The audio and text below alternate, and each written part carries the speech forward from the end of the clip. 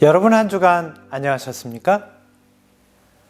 재림신앙의 두 기둥 시리즈, 오늘은 멸망에 가증한 것의 정체에 관한 세 번째 시간입니다. 이제 다니엘 11장 중반부의 내용으로 말씀을 연구하겠습니다. 본문의 말씀입니다. 또 그의 왕위를 이을 자는 한 비천한 사람이라. 나라의 영광을 그에게 주지 아니할 것이나 그가 평안한 때를 타서 속임수로 그 나라를 얻을 것이며 넘치는 물 같은 군대가 그에게 넘침으로 말미암아 패할 것이요 동맹한 왕도 그렇게 될 것이며 그와 약조한 후에 그는 거짓을 행하여 올라올 것이요 소수의 백성을 가지고 세력을 얻을 것이며. 다니엘 11장 21절로 23절의 말씀이었습니다. 지난 시간 우리는 다니엘 11장 1절로 15절까지 말씀으로 남방왕 프톨레미와 북방왕 셀류쿠스 세력이 역사를 통해 어떤 배경에서 일어나게 되며 그 세력을 다투게 되는지 살펴보았습니다. 또한 남방왕과 북방왕의 투쟁을 통해 예루살렘을 공격하고 예수 그리스도의 초림과 유대 백성의 구원을 막으려는 사탄의 의도를 깨닫게 되었습니다. 이어지는 16절로 24절까지의 내용에는 남방왕이 세력을 잃고 북방왕의 세력이 강성해지면서 전개되는 변화를 통해 역사 속의 북방왕의 세력이 변해가는 과정을 연구하려 합니다. 우리는 다니엘 7장과 8장으로 나타나는 예언적 전개에서 그 차이점을 이해하여 하나님께서 우리에게 무엇을 강조하고 계신지를 알아야 한다고 지난 시간에 배웠습니다. 다니엘 7장에는 10뿔 가진 짐승 로마가 일어나고 그 후에 작은 뿔이 일어나는 것을 순차적으로 보여주셨는데요. 다니엘 8장에서는 로마와 교황권을 한 세력, 작은 뿔로 나타내시는 것을 보았습니다. 이제 다니엘 8장의 예언을 통하여 11장을 연구해 보면 북방왕 세력은 결국 작은 뿔이라는 것을 깨닫게 됩니다. 재림교회는 바로 이러한 관점에서 예언을 이해하고 있습니다. 그러나 다니엘서 7장과 8장에서 예언적 전개를 통한 강조점을 깨닫지 못하고 다니엘 11장을 해석하게 되면 북방왕 세력의 변화를 제대로 이해할 수 없습니다. 개신교계에서 일반적으로 다니엘 11장의 북방왕을 셀류쿠스 왕조라고 해석하는 것은 바로 이러한 이유에서 생긴 오해인 것입니다. 이것을 이해하기 위해 당시 지중해의 상황을 역사적인 배경에서 살펴보도록 하겠습니다. 당시 지중해의 서편으로는 북쪽의 로마가, 남쪽에는 카르타고가 서로 세력을 다투고 있었습니다. 비슷한 시점에 지중해 동편에는 셀류쿠스와 프톨레미가 북방과 남방으로 충돌하고 있었습니다. 다니엘 11장에서 예루살렘은 기원전 301년부터 198년까지 프톨레미 왕조의 영향력 아래에 있었습니다. 그 기간 동안 예루살렘은 남방왕 프톨레미 왕조의 보호 아래 신앙의 자유와 평화를 보장받았습니다. 그러나 셀류쿠스 왕조의 안티오쿠스 3세가 프톨레미 왕조로부터 예루살렘을 빼앗게 되는 기원전 198년부터는 셀류쿠스 왕조가 예루살렘을 다스리게 됩니다. 안티오쿠스 3세의 아들 안티오쿠스 4세 에피파네스는 바로 이 시기에 셀류쿠스의 왕이 되었습니다. 그는 어린 시절 로마의 볼모로 잡혀 있었고 셀류쿠스의 왕이 된 후에도 로마의 지시를 따라야 했습니다. 왜냐하면 로마가 포에니 전쟁에서 승리하였고 시리아와의 전쟁에서도 이겼기 때문입니다. 셀류쿠스는 로마에 복속되어 작은 세력을 유지하고 있을 뿐이었습니다. 그러므로 다니엘 11장 16절에 등장하는 자기 마음대로 행하는 북방왕은 안티오쿠스 에피파네스가 될 수 없습니다. 그는 강한 왕이 아니었기 때문입니다. 그 시기의 강자는 이미 셀류쿠스가 아니라 지중해의 강자로 떠오른 로마였기 때문입니다. 안티오쿠스 에피파네스가 예루살렘에서 각종 악행과 성소를 더럽힌 이유는 프톨레미를 공격하는 안티오쿠스 에피파네스에게 일방적으로 철수 명령을 내린 로마에 대한 분풀이로 예루살렘을 파괴한 것이기 때문입니다. 그렇다면 다니엘 11장 16절에 묘사하고 있는 북방왕은 어떤 세력일까요? 그 시기에 예루살렘의 북방에서 예루살렘으로 들어오는 북방왕은 카르타고와 시리아를 이기고 셀류쿠스를 복종시킨 로마였습니다. 로마의 장군 폼페이우스가 예루살렘으로 입성하고 셀류쿠스 왕조를 대신하는 북방왕으로 예루살렘을 다스리게 되었습니다. 이제 다니엘 11장 16절부터 북방왕과 남방왕의 전쟁은 로마와 프톨레미 왕조의 전쟁이 되었습니다. 이후 프톨레미 왕조는 율리우스 카이사르를 이은 옥타비아누스에 의해 무너지고 지중해는 로마에 의해 통일되게 되었습니다. 이와 관련하여 유명한 이야기가 바로 프톨레미 왕조의 마지막 여왕이었던 클레오파트라 7세에 관한 것입니다. 그는 폼페이우스와 율리우스, 카이사르, 안토니우스를 차례로 자신의 편으로 끌어들여 남방왕의 세력을 이어가려 하지만 결국은 패망하게 됩니다. 다니엘 11장 17절에는 그 이야기를 이렇게 묘사하고 있습니다.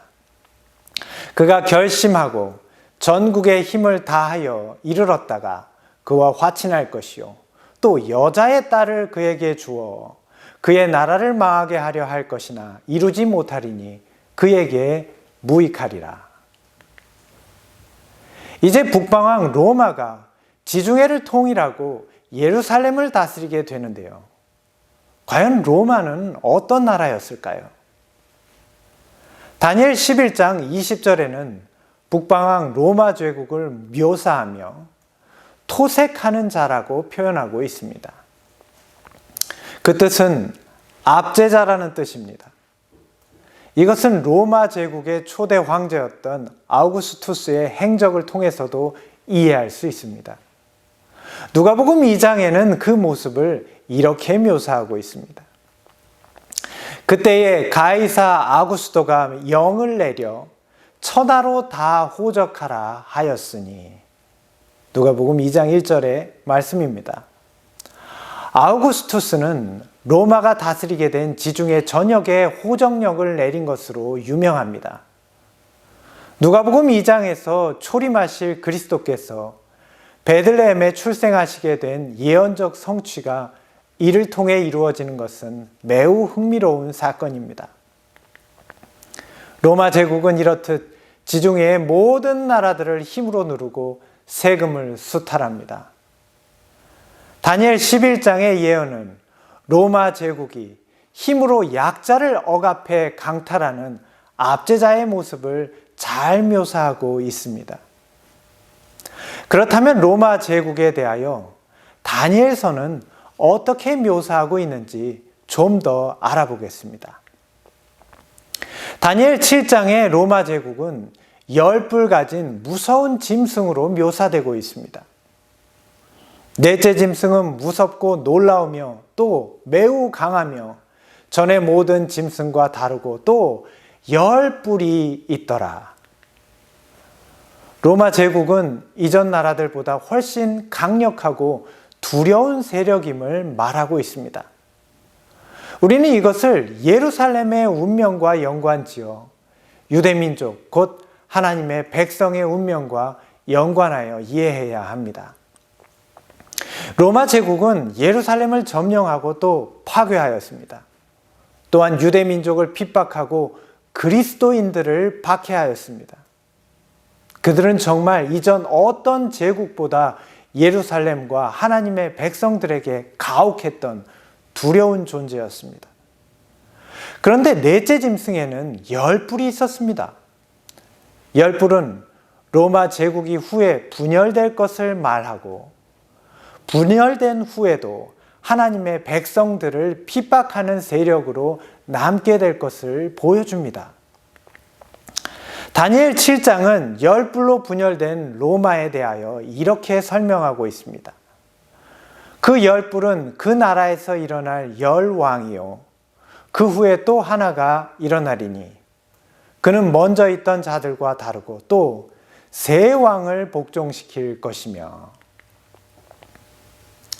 이 작은 뿔에는 사람의 눈 같은 눈들이 있고 또 입이 있어 큰 말을 하였더라. 이 작은 뿔에 대하여 더 분명히 알기 위해 다니엘 8장에 묘사된 설명을 이해할 필요가 있습니다. 순념소가 스스로 심히 강대하여 가더니 강성할 때에 그 큰 뿔이 꺾이고 대신에 현저한 네 뿔이 하늘 사방을 향하여 났더라. 그 중에 한 뿔이 또 작은 뿔 하나가 나서 남쪽과 동쪽과 또 영화로운 땅을 향하여 심히 커지더니,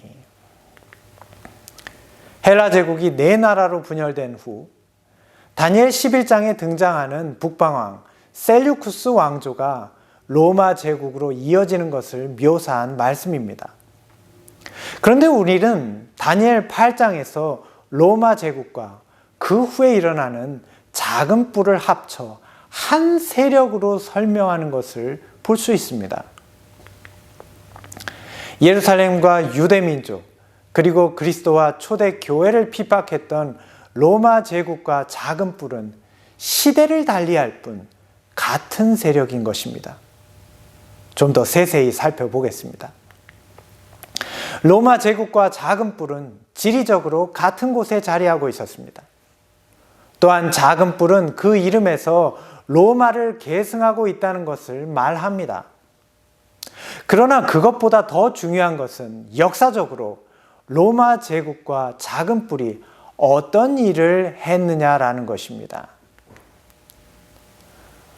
그가 장차 지극히 높으신 이를 말로 대적하며 또한 지극히 높으신 이의 성도를 괴롭게 하고자 할 것이며, 그가 또 때와 법을 고치고자 할 것이며, 성도들은 그의 손에 붙임 바 되어 한 때와 두 때와 반 때를 지내리라.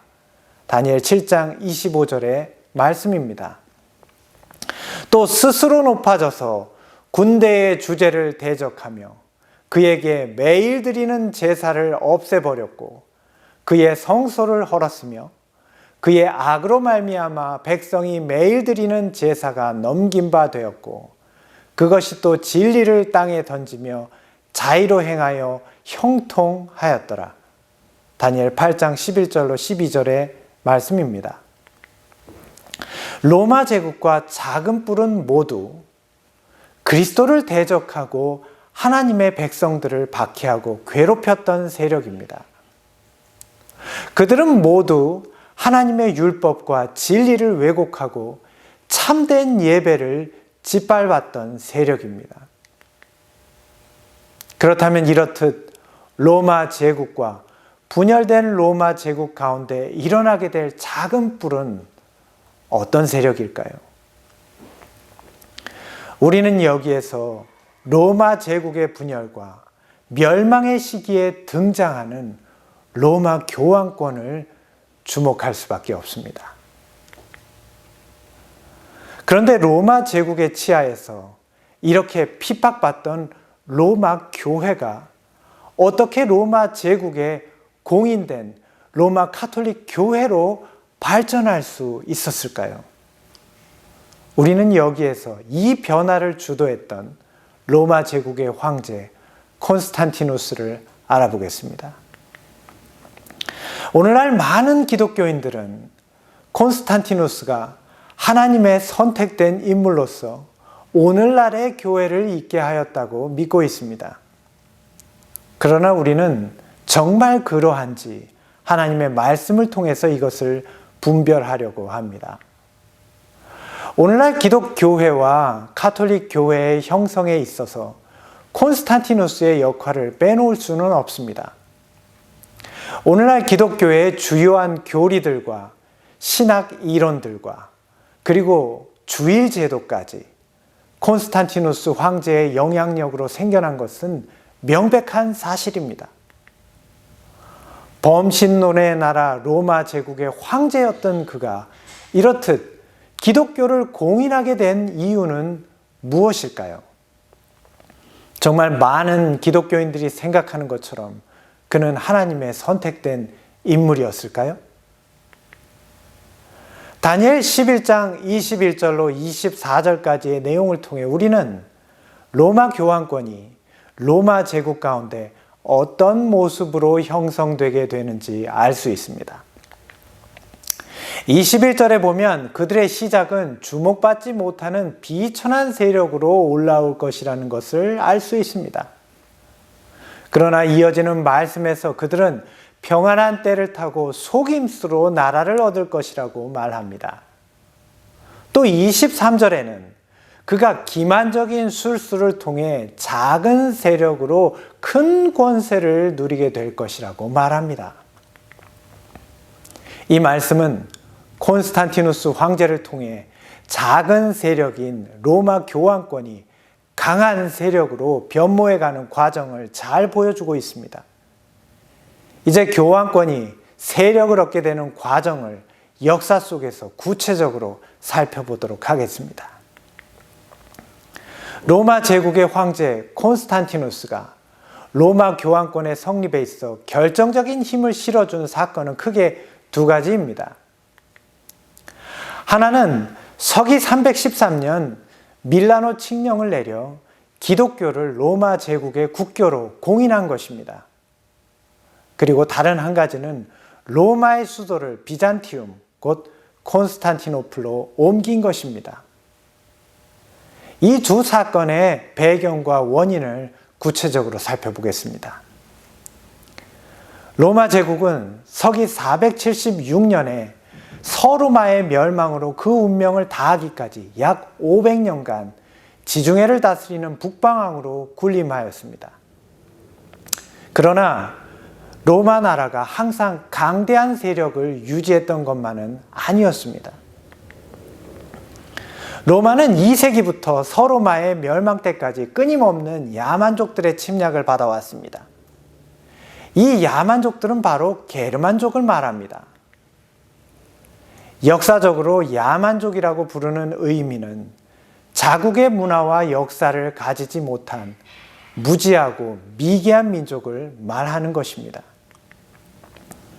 로마 제국 당시 게르만 민족들은 문명을 가지지 못했습니다. 그들에게 가장 찬란한 문명 세계는 바로 로마 제국과 그 세워진 문명의 흔적들이었습니다. 또한 게르만 민족에게는 그들의 기원을 밝혀줄 역사가 존재하지 않았습니다. 다만 그들은 로마 제국의 역사 가운데 끊임없이 로마 세계를 침범했던 야만족으로 로마의 역사에 기록되었을 뿐입니다.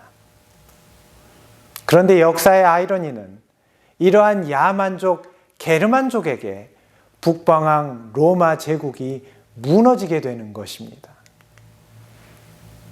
하나님의 백성들을 야만족으로 핍박했던 로마 제국이 야만족 게르만에 의해 핍박받고 멸망하게 되는 것은 그들이 행한 일에 대한 보응이었을 것입니다.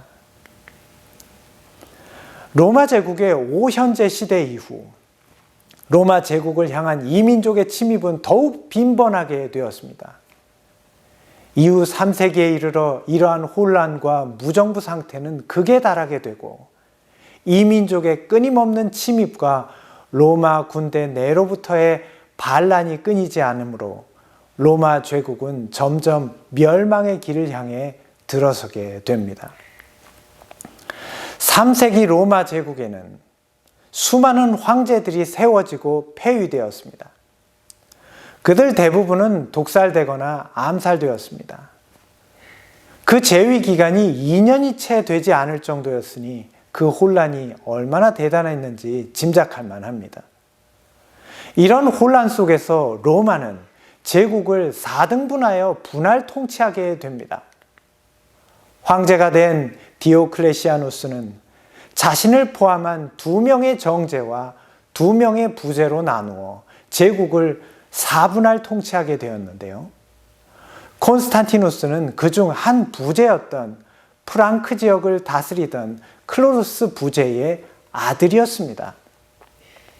그는 젊은 시절 아버지를 따라 그의 임지에서 분열된 로마의 혼란상을 절실히 느끼게 되었습니다. 콘스탄티누스는 로마 세계를 하나로 통일시킬 수 있는 통치 이념의 필요성을 절실히 느끼게 됩니다. 마침내 그는 로마 세계에 뿌리 깊게 퍼진 기독교를 주목하게 된 것입니다. 아무리 핍박하고 제거해도 퍼져나가는 기독교를 자기 왕권 강화의 수단으로 삼게 된 것입니다. 그는 자신의 죄를 뉘우치고 거듭남으로 그리스도인이 된 것이 아니었습니다. 오직 자신이 통치할 로마를 다스릴 괴슐로 기독교를 선택했을 뿐입니다. 콘스탄티누스는 로마 세계를 장악한 후 자신의 세력을 더욱 공고히 하기 위해 동로마의 비잔티움으로 수도를 옮깁니다. 이로 인해 서로마 지역은 군사력과 통치력의 부재 상태에 이르게 되고 훈족의 침입과 게르만족의 대이동 곧 로마 침략을 통하여 더욱 큰 혼란을 겪게 됩니다. 군사력이 부족했던 서로마는 이제 로마 교회의 수장인 교황의 외교력과 지도력에 기대게 되었습니다. 이를 통해 로마 교황권이 유럽 세계에 등장할 기반이 다져지게 되는 것입니다. 교황권은 게르만족의 폭주를 수습하기 위해 재물과 계략으로 그들을 회유합니다. 자신들의 문화와 역사가 없던 게르만족에게 그들이 선망하던 로마의 문명과 왕권을 주고 그들을 카톨릭으로 개종시킵니다. 교황권은 서기 508년 게르만족 가운데 가장 세력이 강한 프랑크족의 클로비스를 프랑크의 왕으로 인정하여 주므로 교황권의 세력 하에 넣게 됩니다. 이후 30년간 교황권의 권위에 순종하지 않는 헤룰리, 반달, 동고트를 차례로 무너뜨리고 유럽을 지배하는 중세 교황권으로 탈바꿈하게 되었습니다. 다니엘 11장에는 이러한 북방왕 세력의 변화와 그 성격을 잘 묘사하고 있습니다. 그는 노력하고 탈취한 재물을 무리에게 흩어주며 계략을 세워 얼마 동안 산성들을 칠 것인데 때가 이르기까지 그리하리라. 다니엘 11장 24절의 말씀입니다. 이제 우리는 다니엘 11장 24절에서 셀류쿠스를 이은 북방왕 로마 제국이 사라지고 핍박받던 로마 교회가 어떻게 교황권이란 이름으로 세력화되었는지를 알게 되었습니다.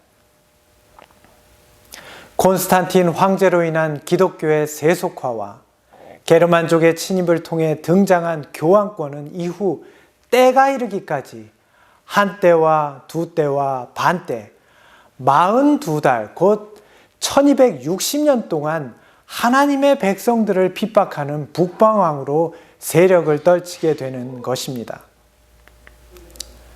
이것은 로만 카톨릭 교회가 로마 교회의 감독에서 유럽을 다스리는 교황으로 변모한 것을 명백하게 보여주는 역사입니다.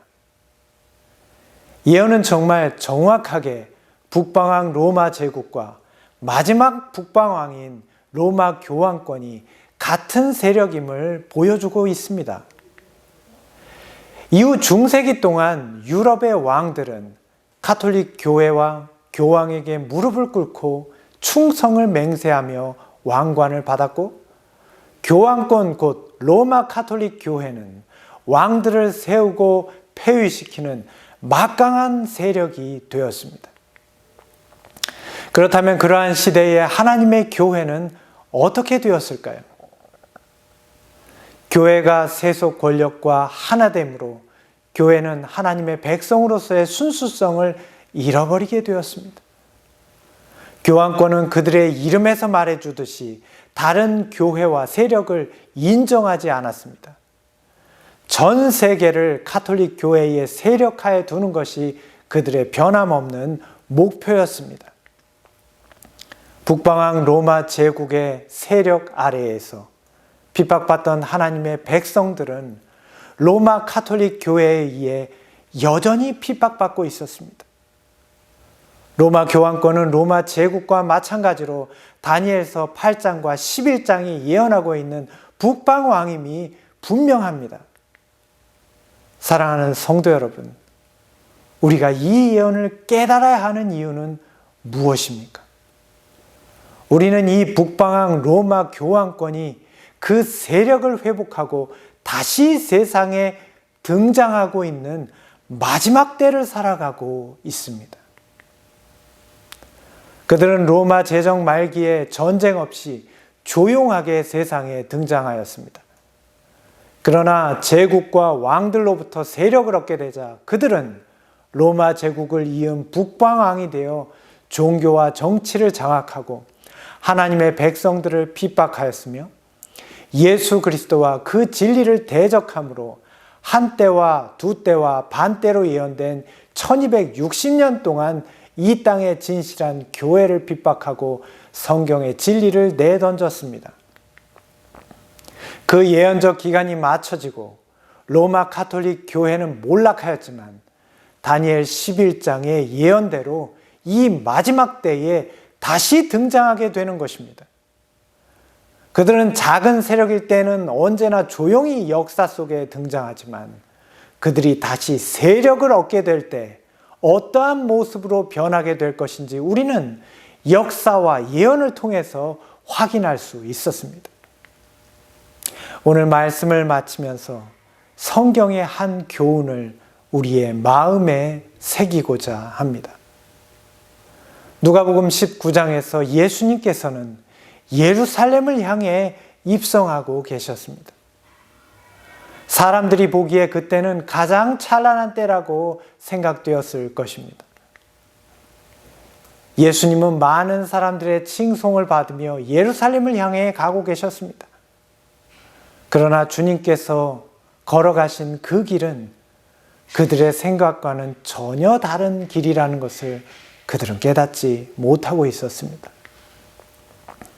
빛나는 예루살렘 성이 보이는 언덕을 내려가시며 주님께서는 이 말씀을 하시는 것입니다.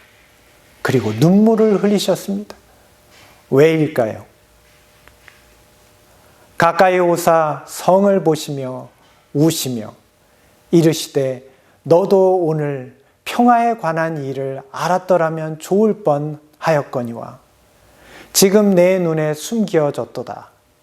날이 이를지라 내 원수들이 토둔을 쌓고 너를 둘러 사면으로 가두고 또 너와 및 그 가운데 있는 내 자식들을 땅에 메어치며 돌 하나도 돌 위에 남기지 아니하리니 이는 내가 보살핌을 받는 날을 알지 못함을 인함이라 하시니라. 누가복음 19장 41절로 44절의 말씀입니다.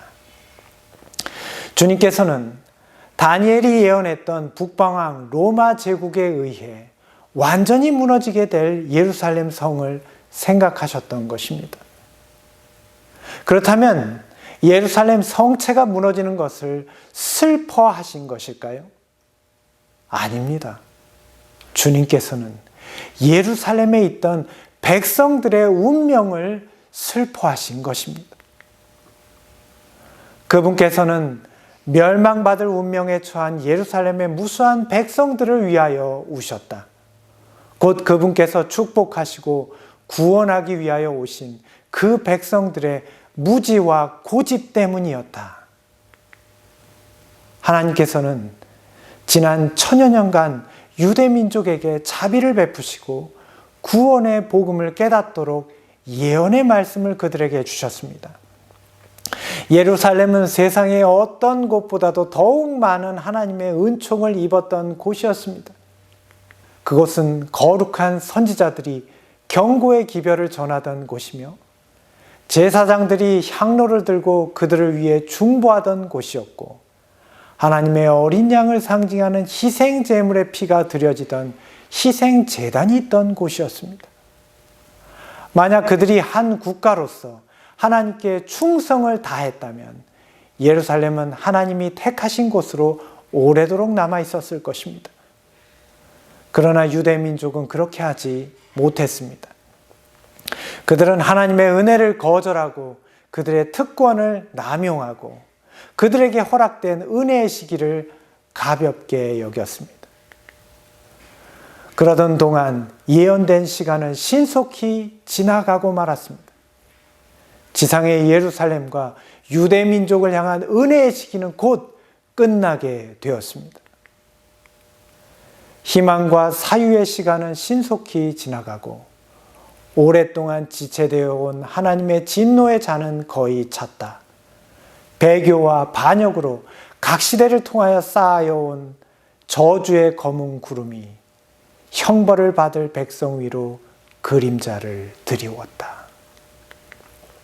우리는 예수께서 단지 2000년 전에 예루살렘과 그 유대 백성들을 위하여 이 말씀을 주셨다고만 생각할 수도 있습니다. 그러나 세상을 향해 흘리신 주님의 눈물은 그보다 더 먼 미래를 바라보고 계셨습니다. 주님께서는 로마 제국이 사라지고 마지막 북방왕으로 나타난 로마 교황권을 통해 하나님의 백성들이 당할 핍박과 고통을 눈물로 바라보셨습니다. 그렇게 예루살렘 성을 보며 눈물을 흘리시던 주님께서 역사의 마지막인 바로 이때에 하늘 성소의 대제사장이 되셔서 우리를 위한 마지막 은혜의 중보를 베푸시고 계십니다. 오늘 그분의 눈물은 누구를 위해 흘리시는 것일까요? 그러나 오늘날 많은 사람들은 예루살렘 멸망 때의 유대민족들과 같이 선지자들과 그 교훈을 멸시하고 사탄의 속임수를 따르고 있습니다. 사랑하는 성도 여러분, 주님께서는 오늘도 하늘 지성소에서 우리를 위한 마지막 중보의 기도를 눈물로 올리고 계십니다. 예수님께서는 마지막 시대를 내다보시고 예루살렘을 멸망으로 이끌어간 그 같은 속임수에 온 세계가 속아 넘어가고 있음을 보셨다. 사랑하는 성도 여러분, 오늘 우리는 어떻습니까? 우리는 이 예언을 깨닫는 사람들입니까? 우리도 유대 민족들처럼 이 예언들을 멸시하며 주님께서 우리를 위해 흘리신 그분의 희생의 피와 그분의 중보를 통한 마지막 은혜의 기회를 쓸데없는 일로 허비하고 있는 것은 아닙니까? 우리를 위해 흘리시는 주님의 눈물을 기억하십시오. 주님께서 이런 우리를 보시며 슬퍼하고 계십니다. 죄에 속박되어 사탄의 종이 된 무수한 자들이 둘째 사망을 받을 운명에 놓여 있으면서도 권고하시는 날에 진리의 말씀을 귀 기울이지 않을 것이다. 참으로 이것은 놀라운 맹목이요 이해할 수 없는 일이다. 다니엘 11장의 마지막 북방왕 로마 교황권은 죽지 않았습니다. 그들은 부활했습니다. 1500년 전 조용히 올라와 세상을 포효하던 짐승의 울부짖음이 곧 다시 시작될 것입니다. 이제 지상 최후의 제국, 자본주의 제국인 미국은 더욱 큰 혼란에 빠지게 될 것입니다.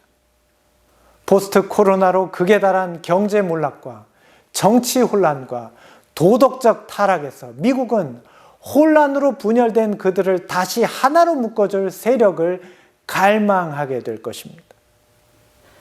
로마 제국 말기의 혼란과 분열 가운데서 몰락하는 로마 제국을 수습하기 위해 콘스탄티누스가 기독교 사상을 받아들인 것처럼 자본주의 제국인 미국은 마지막 북방한 가톨릭 교회 세력과 연합하여 나라의 혼란을 수습하고 일요일 휴업령으로 전 세계를 하나로 묶으려고 할 것입니다. 그리고 다니엘 11장 40절로부터 마지막 북방항으로 등장하는 미국과 연합한 로마 가톨릭 교회는 세계를 지배하는 마지막 짐승으로 출현하게 될 것입니다. 이것이 무엇을 의미하는지는 다음 시간을 통해 살피도록 하겠습니다. 사랑하는 성도 여러분, 오늘 우리를 향하여 흘리시는 주님의 눈물과 그 권고를 기억하십시오. 그분께서는 예루살렘의 멸망을 제자들에게 경고하시고 그 멸망이 가까워 오는 데 대한 징조를 알려주심으로 그들이 도망할 수 있도록 하신 것처럼 세상의 마지막 멸망을 경고하시고 그날이 가까워옴을 알려주는 징조를 주셔서 모든 사람으로 하여금 그날에 임할 진노를 피할 수 있도록 하셨다. 이 마지막 때에 성령께서 여러분의 깨달음과 결심을 굳게 하시기를 기도드리겠습니다. 말씀을 마치겠습니다. 감사합니다.